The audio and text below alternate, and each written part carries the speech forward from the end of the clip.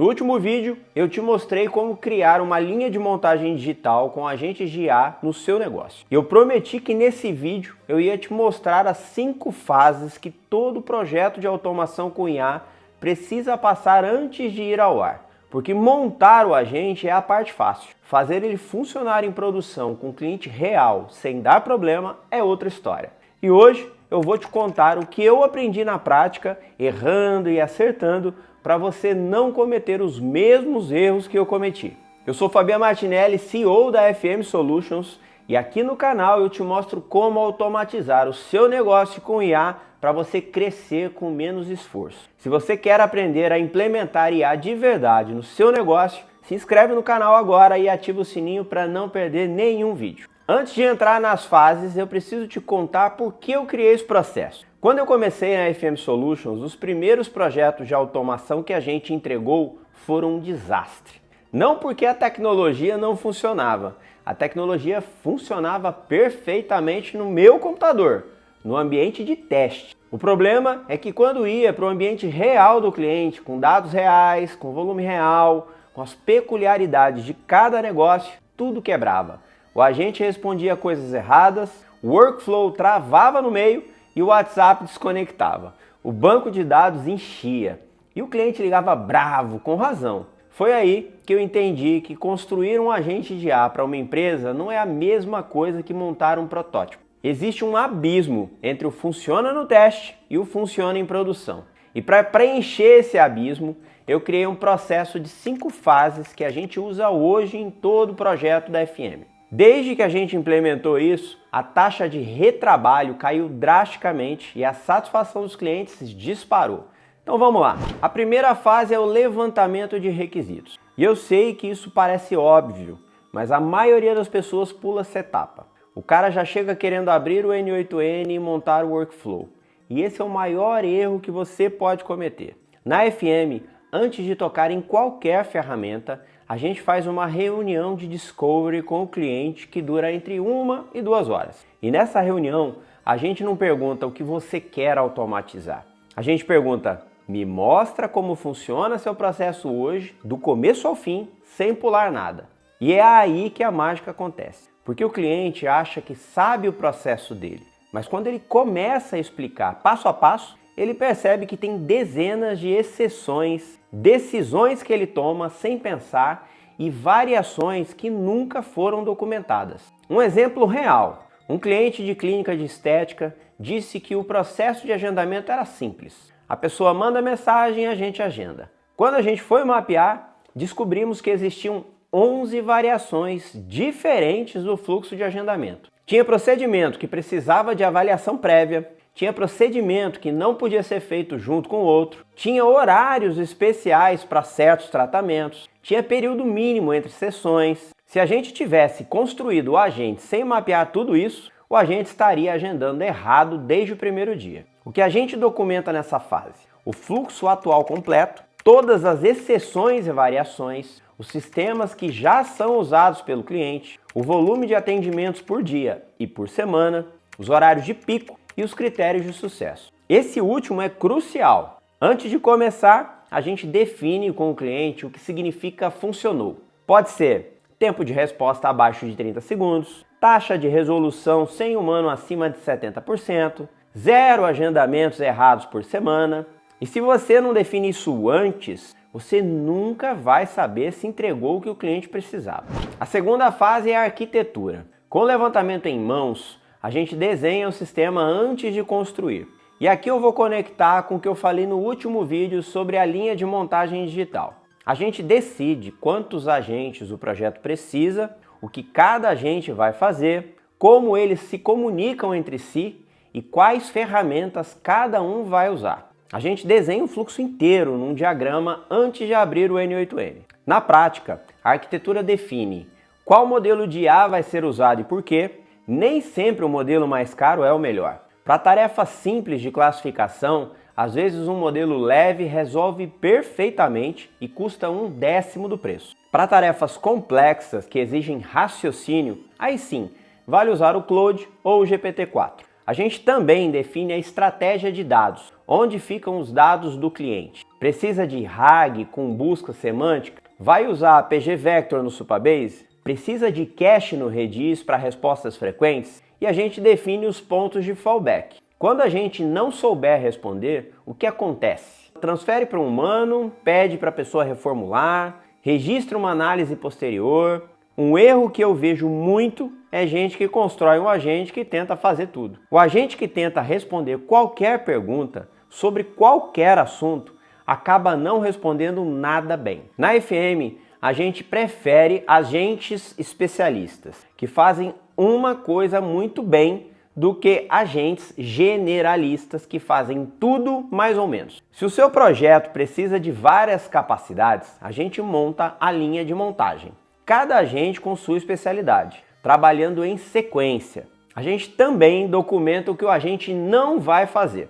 Isso é tão importante quanto o que ele vai fazer. Porque se o agente começa a responder sobre coisas que não deveria, ele pode dar informação errada, prometer algo que a empresa não oferece ou até criar problema legal. Então a gente define os limites claramente. A terceira fase é o desenvolvimento. E aqui é onde a mão vai na massa. Com a arquitetura definida, a gente abre o N8N e começa a construir. E aqui eu tenho que te contar uma mudança recente que acelerou muito o nosso processo. A gente agora usa o Cloud Code como copiloto para o desenvolvimento. Eu descrevo o que o workflow precisa fazer, o Cloud gera uma primeira versão e a gente refina a partir dali.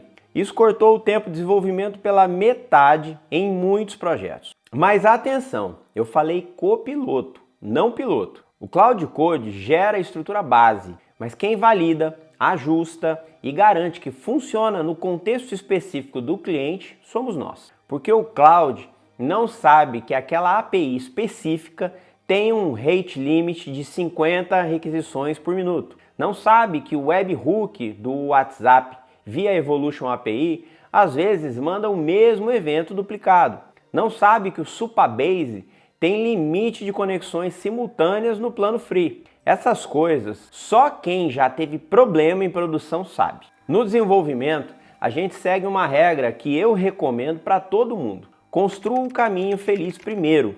O caminho feliz é o fluxo onde tudo dá certo. O lead manda mensagem, o agente entende, responde certo, qualifica, agenda, tudo perfeito. Quando o caminho feliz está funcionando, aí você começa a tratar as exceções. E se eu pudesse te dar um único conselho sobre desenvolvimento de agentes de IA, seria esse. Gaste mais tempo nos tratamentos de erro do que no caminho feliz. Porque em produção, o caminho feliz acontece talvez 70% das vezes. Os outros 30% são as exceções, os erros, os inputs inesperados, as mensagens que o agente não entende, e é nesses 30% que a qualidade do seu trabalho aparece. Outra coisa fundamental, versionamento. Cada alteração no workflow a gente versiona. Se algo der errado depois de uma mudança, a gente consegue voltar para a versão anterior em segundos. No N8N, a gente usa o sistema de tags e exporta os JSONs dos workflows com controle de versão. Parece básico, mas é o tipo de coisa que salva sua vida quando o cliente liga às 11 da noite dizendo que parou de funcionar. A quarta fase são os testes. E essa é a fase que separa o amador do profissional. Na FM, a gente nunca mesmo coloca um agente em produção sem passar por 3 camadas de teste. A primeira camada é o teste técnico. A gente testa cada nó do workflow isoladamente. Cada integração com a API, cada chamada ao banco de dados, cada interação com o modelo de IA.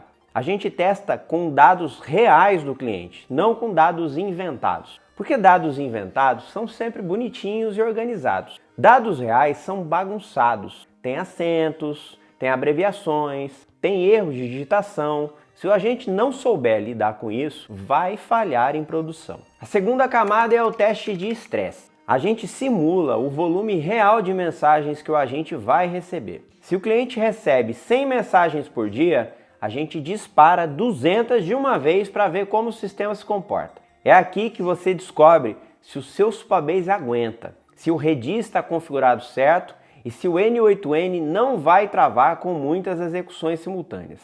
E eu te garanto, se você não fizer esses testes antes, você vai fazer em produção com clientes reais esperando resposta e não recebendo. A terceira camada é o teste humano. A gente pede para o time do cliente usar o agente como se fosse um cliente real. Manda mensagens pelo WhatsApp, faz perguntas difíceis, tenta confundir o agente, usa gírias, manda áudio transcrito, manda mensagem cortada no meio e a gente anota tudo que deu errado ou que ficou estranho. Essa fase normalmente gera entre 10 e 20 ajustes que a gente nunca teria descoberto no teste técnico. E tem um quarto teste que muita gente esquece: teste de limites. Você precisa testar o que acontece quando o agente recebe algo que ele não deveria receber. Alguém mandando conteúdo ofensivo, alguém tentando fazer o agente falar algo inapropriado, alguém mandando um arquivo corrompido. O agente precisa lidar com isso de forma elegante, sem travar e sem responder lixo. A quinta e última fase é o deploy com monitoramento. E essa é a fase que nunca termina, porque um agente de IA em produção não é um software que você instala e esquece. É um sistema vivo que precisa ser cuidado. Na FM, o deploy segue um protocolo específico. A gente nunca faz deploy na sexta-feira. Nunca. Porque se der um problema, ninguém quer debugar no fim de semana. A gente faz deploy na terça ou quarta de manhã, para ter o resto da semana para monitorar. Nos primeiros 3 dias, a gente monitora o agente em tempo real, literalmente. Alguém do time fica acompanhando as conversas, verificando se as respostas estão corretas, se o fluxo está funcionando como esperado. É como um piloto automático de avião.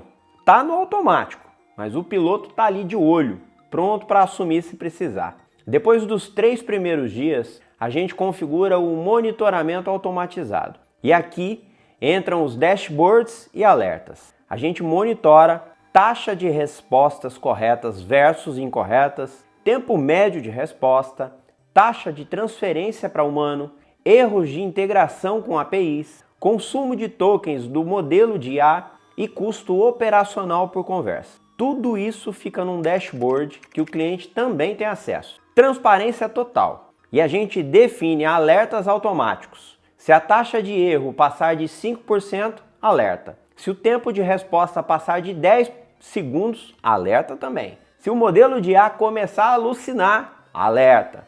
Esses alertas vão para o nosso Slack e para o e-mail do responsável no cliente. Ninguém fica no escuro. Outro ponto crucial no monitoramento é a evolução contínua.